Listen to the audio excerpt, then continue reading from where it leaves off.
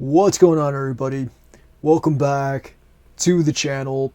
It is time for an April rewind. So this is probably unfortunately going to end up coming out in like June. I got a little sidetracked and I kind of wanted to take a bit of like a personal week, I guess if you will, where like I did nothing but play this game called The Quarry. I got it at Walmart for like 10 bucks and I just like spent like a solid week just playing that game. I needed to like you kind of unwind a bit. You know, I was getting a bit burned out with just trying to keep up with a lot of different stuff. But it's time to get back into it, and it's time to do this April rewind. So if you've never watched any of my rewind videos, I usually put the week that the series has come out, the chapter number that it's up to, and how often it drops each month.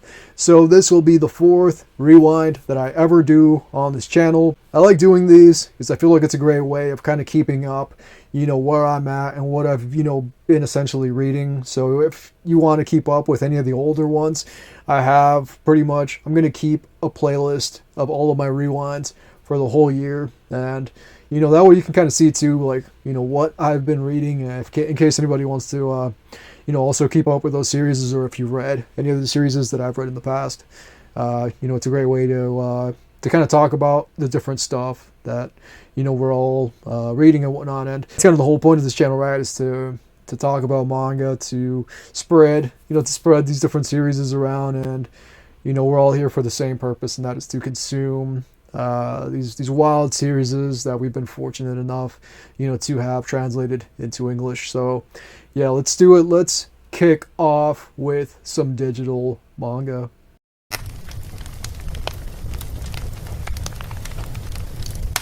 Alright, so right off the bat, we're going to start off with Chainsaw Man. I pretty much keep up with Chainsaw Man as these chapters drop. It's like, I think it's surpassed 200 chapters at this point. So yeah, I'm pretty much still keeping up with it. I'm not really certain how I feel about the future of Chainsaw Man, given how weird it's going to become. I mean, it's always been like a weird series, but like these last handful of chapters have been kind of nonsensical. I mean, like, it's all building towards a certain thing. I'm not going to say, you know, what it is for people that are maybe physical manga readers, and the physical volumes, I think, are like 30 or something chapters behind where the digital series is at right now, like, you know, with the Shonen Jump Viz app. And I personally read everything on the Manga Plus app. So, yeah, I mean, I'm still keeping up with it. I'll probably just continue to keep up with it, though I would like to see Tatsuki Fujimoto kind of finish Chainsaw Man, do something else, like do another series, you know, start something from scratch. You know, I'd like to see him go back to like a Fire Punch sort of a thing, or even just like change his style a bit and do a completely different series, do something from the ground up again, you know, because just my opinion, but I feel like Chainsaw Man is kind of like become a parody of itself. Like I said, that's just my opinion. I still collect it, I still keep up with it, you know, I still collect the physical volumes as they drop, but, you know, it'd be cool to see him, you know, take on a different challenge. John McQueen, I keep up with this as well. I really like the series, I like where it's at right now. I really wanted to talk about it in a first impressions video, but I don't know if that's going to happen now. And I really don't know where my first impressions videos are at the moment, like if I'm going to continue doing that or not. I need to find somewhere like where I can kind of fit in some stuff, because I wanted to read the new one by Boichi, the Martial King, I think. I wanted to keep up with that, and I just like haven't read beyond like half of the first chapter. And there's another series too that I really wanted to talk about, which is like Bug Ego, and that just kind of like didn't go anywhere. But John McQueen is really good. Pretty much that series is this duo that kill aliens, like aliens from outer space. And you know, it's a wild series because the aliens have been allowed to get away with a lot of stuff, and these two characters kind of take it upon themselves to start, you know, taking out these aliens, because these characters are kind of sick of these aliens getting away with a lot of the stuff that they're able to do. And I really like the two leads in it, because one of them's kind of like a brain dead idiot, and the other one's got like a lot of baggage and whatnot, but they balance each other out really well. And the place that it's at right now, I don't want to say, you know, for anybody that maybe hasn't read it yet that wants to read it, or like, yeah, they just started reading it or something, where it's at right now, like, there's a thing that happens, and there's a character that seems to join in on the action a bit, and it's something that I was not expecting, but it definitely like throws a wrench into the works, and it definitely changes the whole landscape of the story in a sense. And like I really want to talk about it, dude. So I don't know, maybe I'll just cover Drama Queen in like its own video at some point in time. Ichi the Witch. I love Ichi the Witch, dude. Unfortunately, I didn't start reading this until it was already like 8 or 10 chapters deep, somewhere around there. I change every time I do one of these videos. I change, what I started at, but I think it was like 8 or 10, somewhere around there. Chapters were out of Ichi the Witch when I started to read it. But it's such a banger series, dude. I keep up with it, and the arc that we're in right now is a lot of fun. There was an arc that got like super serious, and like got kind of grim and dark and whatnot. The arc we're in right now is a little more fun, though it's starting to get a little bit serious, like with what is happening in this particular arc. And it's cool to see, like, it's a little bit of a spoiler, but I'm not going to say what happens specifically, but Ichi gets kind of like a guy friend. So it's cool to see him and this other dude, in a sense, kind of like bro out. You know what I mean? I thought it was kind of rad, and like they're at this section where they're kind of a little bit at odds, but I'm not going to say the reason why they're at odds or the forces or whatever that are, kind of putting them in this predicament. But it's still a really good series, and I love all the characters in it. Discaris, the Abyssal Witch, Ichi the Witch, this other girl whose name I can't remember, Kumugi, I think her name is, the dude who becomes his friend, a lot of fun as well. Like, I would really like to see him become like a part of the main cast, after this arc is over. Like, there's so many good characters in that story, and it's super fun. I talked about it in a first impressions video at some point in time. Like, if you want to learn more about it, if you haven't started reading it yet yourself and you want to learn more about Ichi the Witch, I talked about it in a first impressions video.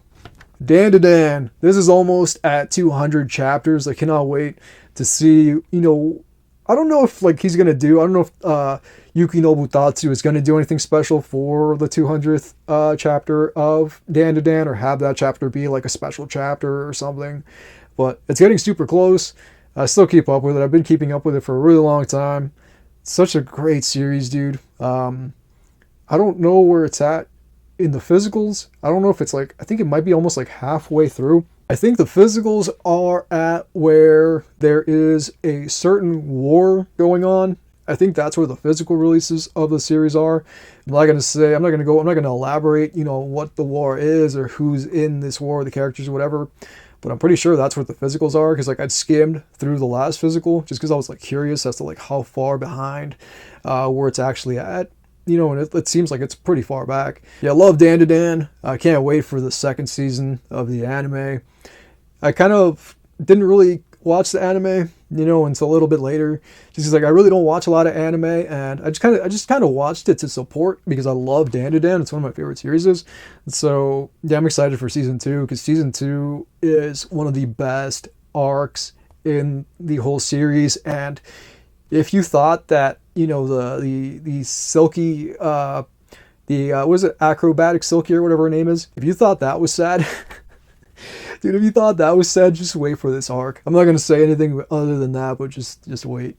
Rury Dragon. I love this series, dude. Rury Dragon is such a great series. I keep up with it pretty much every couple weeks or a month whenever it drops, because I think this creator had taken a little bit of a break. I think they might be taking another break from writing Rury Dragon, but I think it's like a bi-weekly series.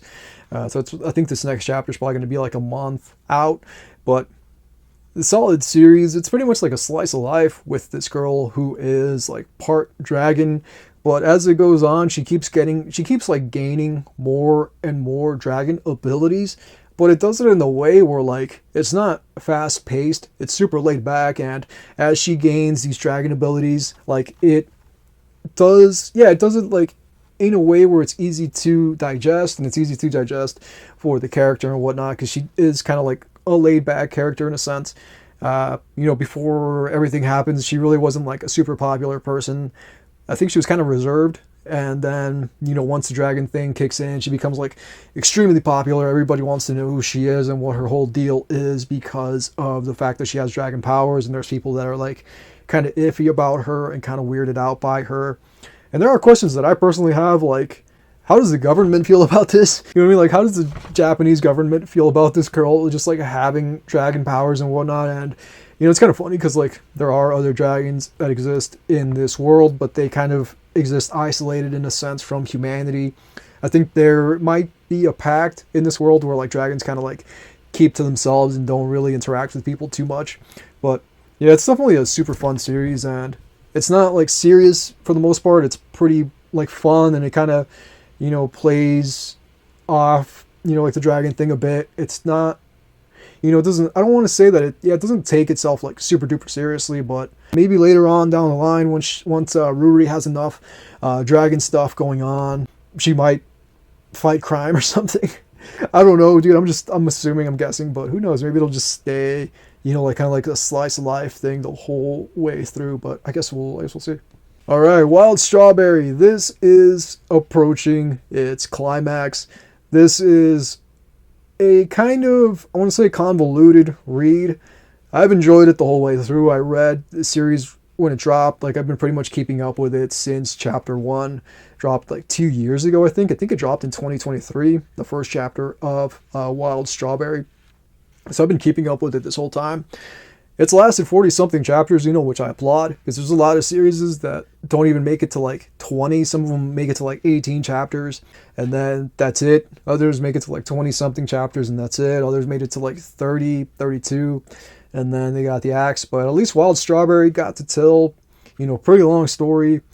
I feel like they forced, you know, Ida Yonemoto. I've talked about this before, but I feel like they forced Ida Yonemoto to, like, you know, kind of hurry it up a bit, because there's a lot of stuff that feels super duper rushed. And I don't want to blame him. I don't think it's his fault. I feel like it's more of, you know, Shueisha or whoever kind of like telling him that he needed to hurry it up, you know, and kind of like forcing him to, you know, reach a conclusion. So there's a lot of stuff that, you know, would have maybe been more drawn out, and it would have taken more time to develop and get these characters out. But because he didn't have that time, it just kind of feels super duper rushed. And there's characters introduced that I feel like would have probably had a lot more screen time, and they would have been allowed to, you know, be fleshed out, you know, a lot better than they are. Because like, it feels like certain characters are just introduced like super duper fast, and like you don't even know who the hell they are, and they're already doing things. And it's just like, whoa, who the hell is this person? You know what I mean? And that's kind of how it feels. But, well, like, I don't blame Ida Yonemoto. I think that it was ultimately out of his control, and they were just kind of like, he was kind of like forced to, you know, like get to that, you know, get to the end as quickly as possible. So I wouldn't be surprised if like the next like 2 or 3 chapters, that's the end of Wild Strawberry. Alright, so now for a series that I absolutely love. I say that like every series. I'm like, oh man, I love this series. Every series that like I talk about, every one of these digitals. But some of them are actually really good, dude. And that's why I keep up with them, because a lot of these I've been reading for like pretty much when they dropped and whatnot.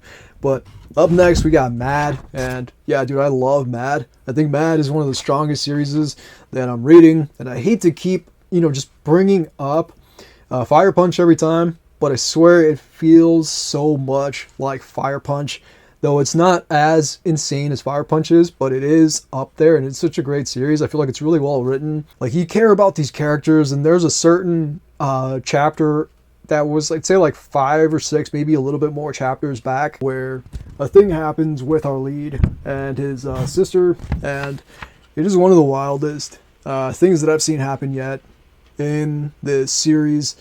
And it's kind of like a turning point, you know, for the lead character, who is John. And I don't want to say too much about the series because, you know, it's super easy to spoil. And it's one of those series where, like, I went into it blind. Obviously, you know, with all of these that I talk about digitally, a lot of them I kind of read as they came out, like, as that first chapter dropped.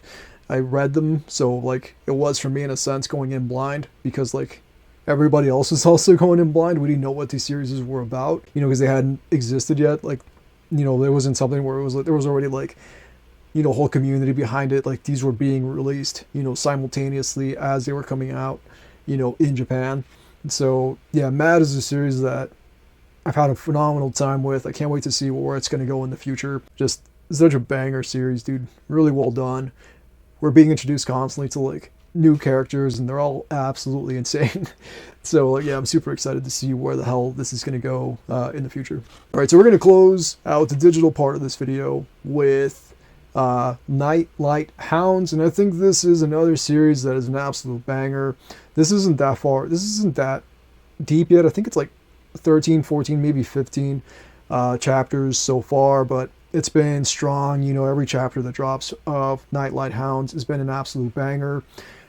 I'm super excited to see where this is going to go in the future as well. I know I say that about every series, but I do mean it. I want to see, what these creators can do with these series, because these are being released, in real time.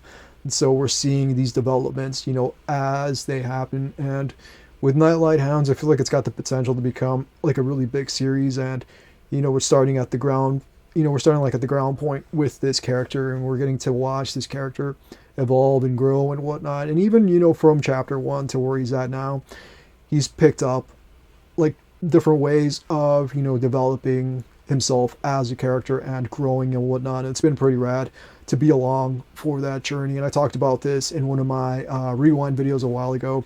So if you want to learn more about Nightlight Hounds, you can go watch my video about it. But great world, it's like gangsters, mobsters, whatever, like 1920s sort of a feel with like vampires and whatnot. And it's kind of like there's these families like like capos and whatnot, and like soldiers, whatever, different, like the way like that the mob was structured, it's kind of like that situation. But absolutely banger series. Excited to see where it's going to go. Same creator as Levius, so you already know that this is something from somebody that's established in the game, that's been around, and will probably put in a ton of work.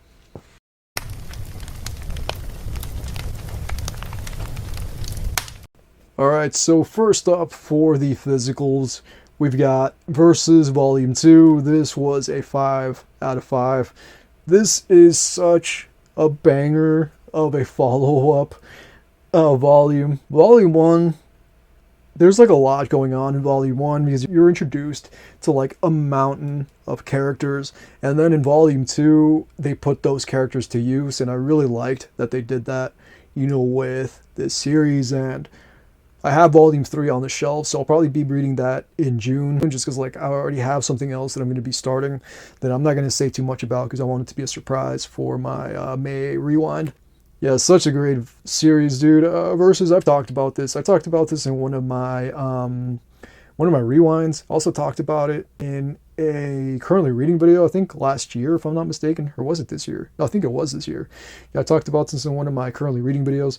But yeah, banger series, dude. Pretty much there's like an infinite amount of worlds or whatever, like parallel universes, and they all kind of clash into one, and all these different people from all these different worlds kind of come to the same place, and they all have different threats that they're facing, and they have to, band together. The heroes or whatever from these worlds have to band together to fight these threats from these other worlds. And sometimes they find that some of the threats from their own worlds, from these other worlds, end up being able to essentially take out the threats from these other worlds.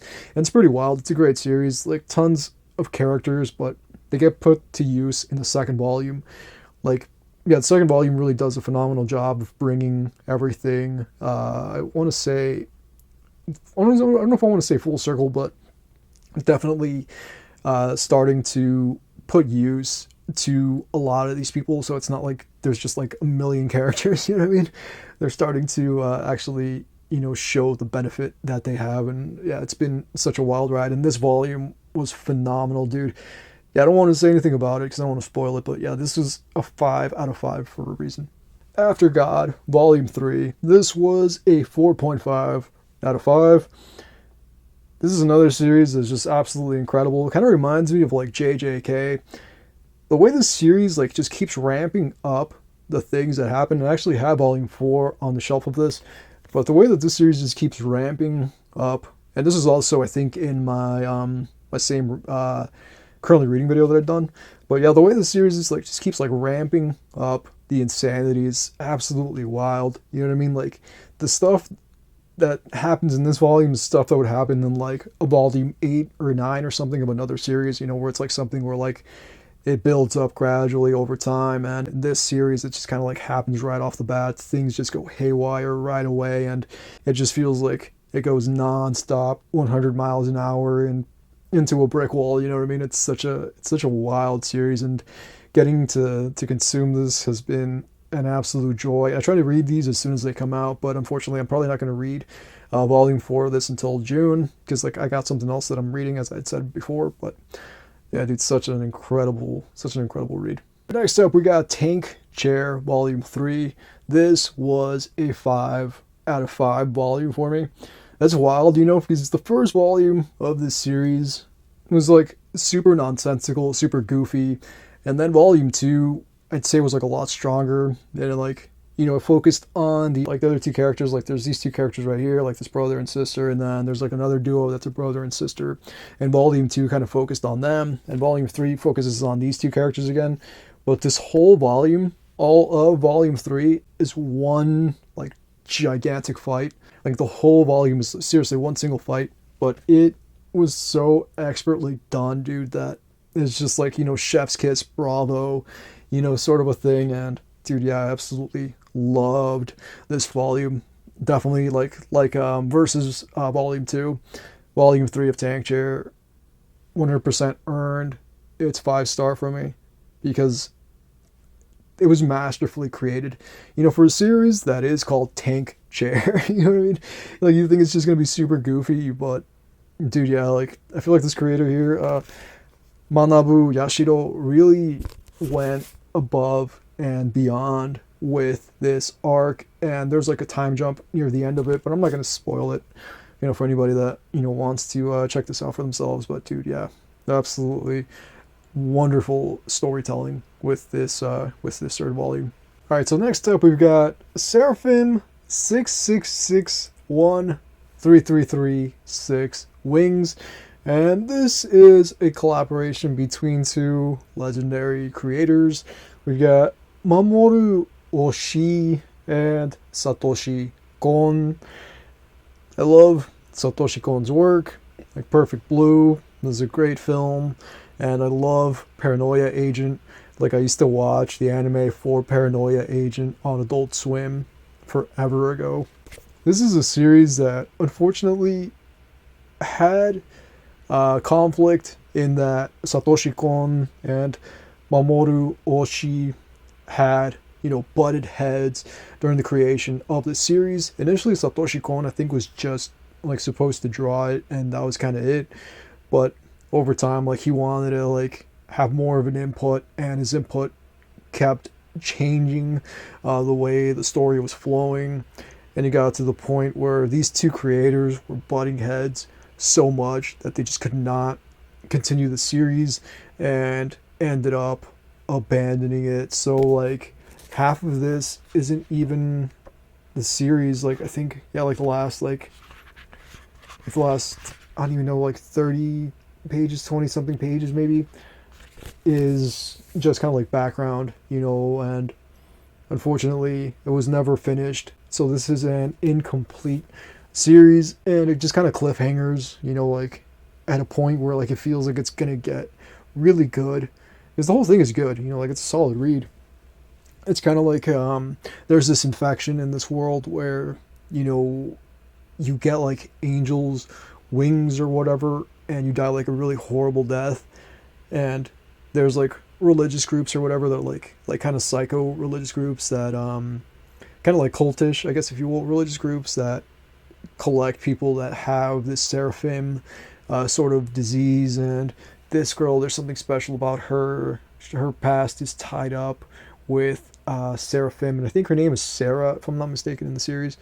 And there's like a lot of stuff. Like, I wrote a lot of my thoughts down because I was going to talk about the series in a video, but I don't know if I'm still going to do that. I might not do that after all, because of the fact that it's like kind of an incomplete series, and I don't really see too much of a reason to try to get people to read it. I mean, it is really good, and I think people should read it if they really wanted to, but go into it knowing that it cliffhangers at a point where like it feels like it's going to get really good, and then just ends right then and there, because like there's just never going to be, unfortunately, there's never going to be an ending for Sarapim 666 Wings. But it was, the artwork for it was absolutely gorgeous, and it is, you know, it's a shame, you know, it's unfortunate. I know, I think I might be mistaken on this, but I think I'd seen that Mamoru Oshii was going to do a novel to complete the series, but I don't know if that's true or not or where that ended up. So yeah, this is just kind of like an incomplete series that may just be incomplete for the rest of eternity. Alright, so this is a disappointment. This is Super Ball Girls. This is two creators. This is another one too, like two creators that I have respect for, you know, in their individual sorts of fields, I guess, if you will.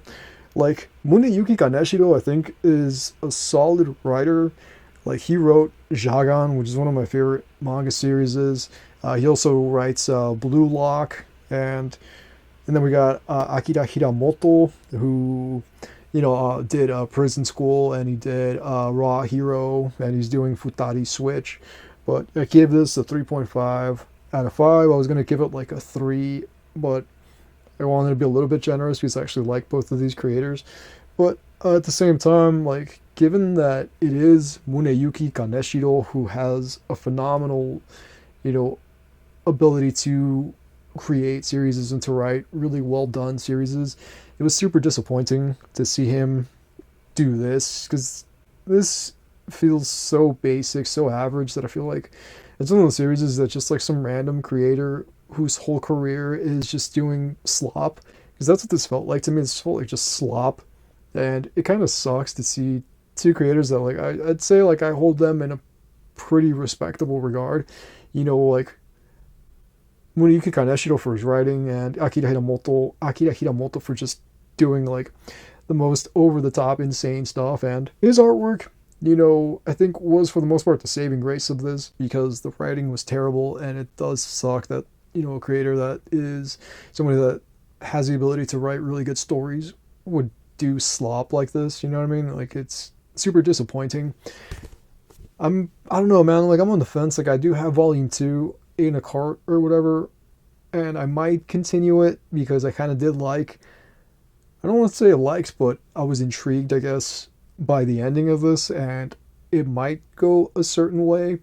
But yeah, I didn't really care about this at all. It's pretty much like a harem series, you know, with this dude who, you know, finds one of these balls or whatever, and it's kind of like Gremlins, but instead of like with water, it's like a kiss or whatever. He kisses this girl right here, I think, if I'm not mistaken, and then like from her a bunch of other girls appear or whatever, and if one of these girls gets kissed, more girls appear, and yeah, it's like a harem sort of a story. It's really not that good. It was super disappointing. So yeah, I wanted more from it, you know, given who's behind it. But yeah, dude, I was honestly pretty disappointed in this one. We got Blood on the Tracks, Volume 4 and Volume 5. So this volume right here was a 5, and this volume was a 4.5. So the reason this was a 4.5 out of 5 is that this one was a little bit weaker than this volume. This volume was extremely strong. Like, this one was an absolute page turner, and this one kind of focused on Seiichi and this girl that he really likes. But this one, you see Seiko like being full raging psychopath. I talked about this in a video way back. I think it was probably last year, or maybe a year before last year. But yeah, I finally started to put a dent into this, and like, I really want to try to knock this whole series out by the end of the year. It's 17 volumes. I have all 17 volumes of the series, and like, I want to try to read at least 2 volumes a month. But I don't know if that'll get me. That's probably not going to get me to all 17 right by the end of the year. So I might pump it up and try to like read like 4 or 5 or something a month, so that I can ensure that I will, you know, close out the year with all 17 volumes of Blood on the Tracks read. Yeah, you can check out my video about it if you want like a more, I guess, in-depth look at this series. But pretty much what it's about is this extremely toxic mother and son relationship, with the son being Seiichi and the mom being Seiko. And if you don't already know about Blood on the Tracks, it's got like a really infamous scene that everybody cites, you know, when talking about Blood on the Tracks. I don't even think that this is Shuzo Oshimi's darkest story, man. I think Happiness takes the cake. I've been reading Happiness. You'll see it in my May rewind, but I think Happiness is she was Oshimi's darkest story of what I've read so far. I also started reading Inside Mari, but again, with that one, you'll see that in my May rewind. But yeah, still, I really like the series a lot. I think this is really well done. So I'm definitely excited to continue reading these and to ultimately see how this story ends. And the reason I started doing these rewinds in the first place is that I wanted to spend more time, putting more of a dent into my library, because I literally have a library. I did a video pretty much just going down everything. I've got over 1,000 volumes of manga and 1,000 collected books. Is essentially a library. So I wanted to put like a huge dent this year into everything, given that last year I kind of felt shame, in that like I have so much stuff and like I've barely made a dent in reading a lot of it. So this is a big year for me with just getting a ton of reading done. And yeah, Blood on the Tracks, I really want to, one of my big goals this year is to complete this whole thing by the end of the year. All right, so by Arunas Murnikovas, who is, I think, I'm not sure, I could be wrong, but I think he's Croatian. If I'm wrong about that, I apologize. But phenomenal creator. I follow this dude on Instagram. I talked about him and Daddy Do Dead in like 2023, I think it was, in a mangaka spotlight video that I had done. But Daddy Do Dead is a wild series in which there are these things called distortions, and they happen every so often, and they pretty much change the lives of the people that exist within this world. And there are like agencies, there's like assassins and whatnot that go up against each other. And in this volume, this is kind of like a revenge volume for certain characters that were affected by one of our leads in this story. And so pretty much like what we follow with this series is a kid named Evas, and then this is a girl right here named Alyssa. But it's fun, like it's a great series. Like artwork is phenomenal. Kind of reminds you of like Dorohedoro a little bit, mixed with like some Chainsaw Man. This is a creator who I think just has like such a wild imagination, and it's really cool to see, him bring it all to life. And I've supported the first volume of this, and I have volume 2 right here. I also supported this volume, and every time this dude drops a new volume of the series, I support it. I talked about this, like I said, I talked about this in a creator video. So if you want to see like my more in-depth, thoughts on this series, you can definitely check that video out. And I do say check that video out, or even just check out Arunas Murnikovas' artwork. Check out his Instagram. Check out this series, dude. If you want to buy it directly from him, I'm sure you would appreciate it, because these first 2 volumes are out. It takes him a while to get these out, because he's like pretty much does this independently. He doesn't release through anybody, as far as I know. I don't think he releases through anybody. But I don't know how many chapters of this series are available on the Manga Plus app as well, if you want to read it through there.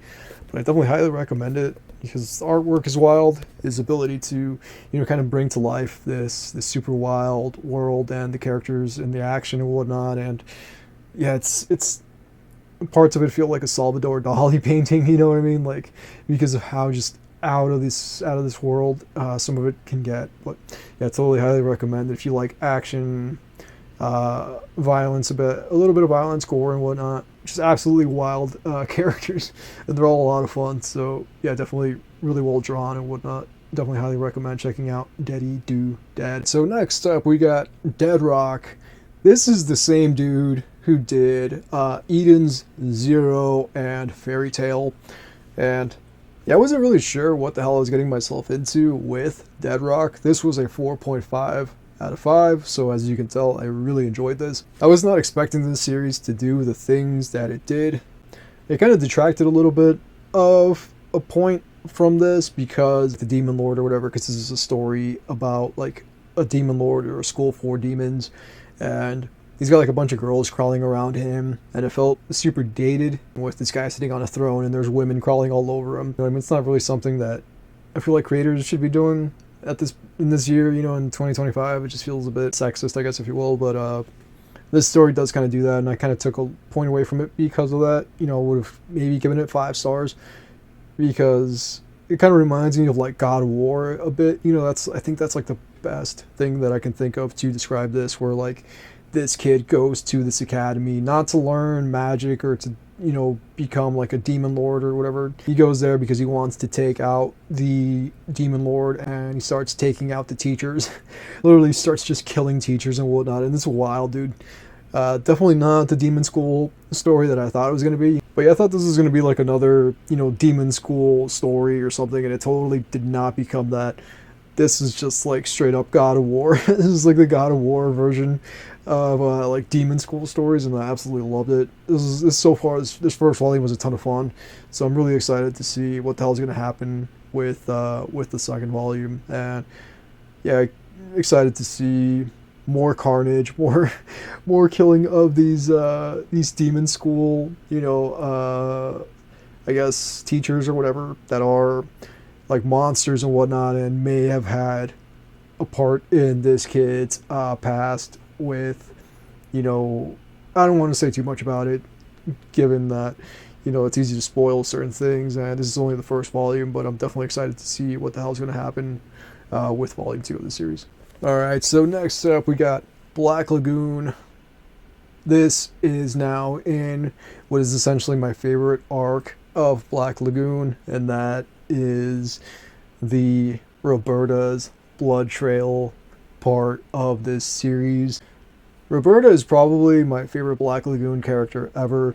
I've talked about blood trail probably like a million times on this channel, because Roberta's blood trail is one of the most incredible arcs of the anime, and I'm finally getting to read it in the manga, and I don't want to spoil it, you know, for anybody that hasn't, you know, either seen it in the anime or read it in the manga. But I honestly wholeheartedly believe that Roberta is the strongest character that I've personally ever seen come across, you know, in Black Lagoon. The stuff that this woman gets put through is an absolute shame, you know, because I feel like she deserved better. She really was. She was like this just raging psychopath, like killer with no remorse or whatever, until she meets this family, and, you know, they take her in and they treat her like she's a part of this family and whatnot, and she cherishes it, and then something happens that disrupts, you know, this harmony that she knew for like a long time, and once it happens, it's just kind of like, you know, like a snap of the fingers, and she goes right back to being this mad dog, because in the story she is referred to as a mad dog, and, you know, seeing her essentially snap and revert back to the way she was before is really heartbreaking, you know, given how much progress she'd made, and seeing the things she does, you know, in this thing where like it kind of goes beyond being revenge to where she is kind of like, in a sense, getting a thrill, you know, from doing this stuff. I think that it is just phenomenal writing, and this is one of the best written series. I like always sing the praises of it every time I talk about it. It's such a phenomenally written series. The characters are all so well done, and they have like such distinct voices, and seeing it animated too is absolutely phenomenal. I feel like everybody involved in the English dub, did an incredible job, and I'd love to see it come back. You know, I'd love to see the anime come back to continue where it left off, you know. And yeah, dude, I love this series to no end. This is honestly on track, I think, to becoming probably one of my favorite manga series ever, you know, because I hadn't read the manga, and like I started reading it pretty recently, and yeah, dude, seeing it drawn, you know, what I'd seen animated as a teenager, it just feels so wild, and it's so cool, dude, and it's given me a whole new love and appreciation for de Hidoi.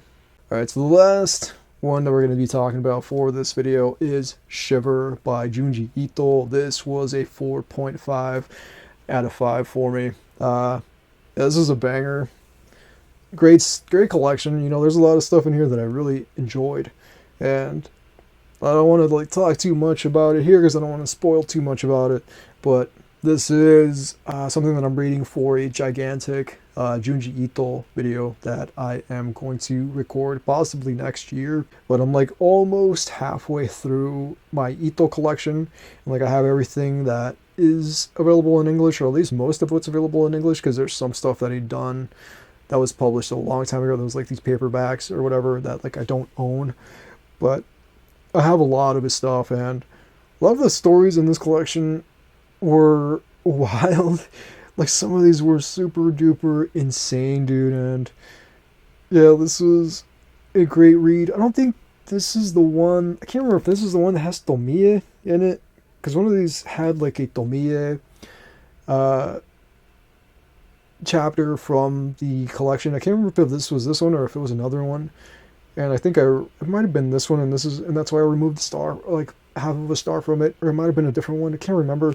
Like the story with this going on right here, this is an absolutely nuts story, and this one right here was wild as well, and this one right here was terrifying. This is broken up. This story right here is broken up into like two parts. It's about this actress who's like a monster or whatever, and like it's broken up into like two separate sections. Like you see it, like one part of it near the beginning, and then there's like a whole other part of it near the end. This is the one that features the flying heads or whatever, like people. I don't want to say because it's YouTube and I don't want to get demonetized, but yeah, people's heads, versions of people's enlarged heads, float in the sky, and it's super terrifying.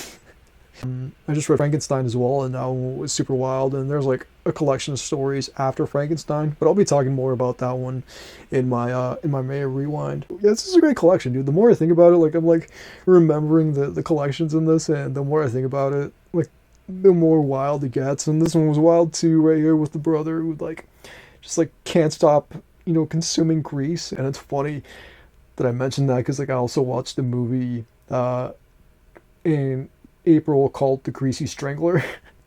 And this makes me think of that too. And yeah, dude, this is a great collection. So yeah, Shiver is a solid collection, and that's all I got for you. Thank you so much for hanging out with me. If you enjoyed this video and you want to see more of me, you want to support what I do here, you can do so by heading over to the Patreon and becoming a patron for $2 a month. It supports the channel. I usually do like background stuff, like behind the scenes and whatnot, show ahead of the YouTube channel stuff that I got working and whatnot, and it's a way to support if you want to. You don't have to if you don't want to, but I do appreciate it, and you get your name in the beginning of the video where I say thank you to my patrons. But that's all I got for you. But thank you so much for hanging out with me. I hope that you have a phenomenal rest of your days or nights or whatever time you're watching this. I hope that you are doing well. Until next time that we meet.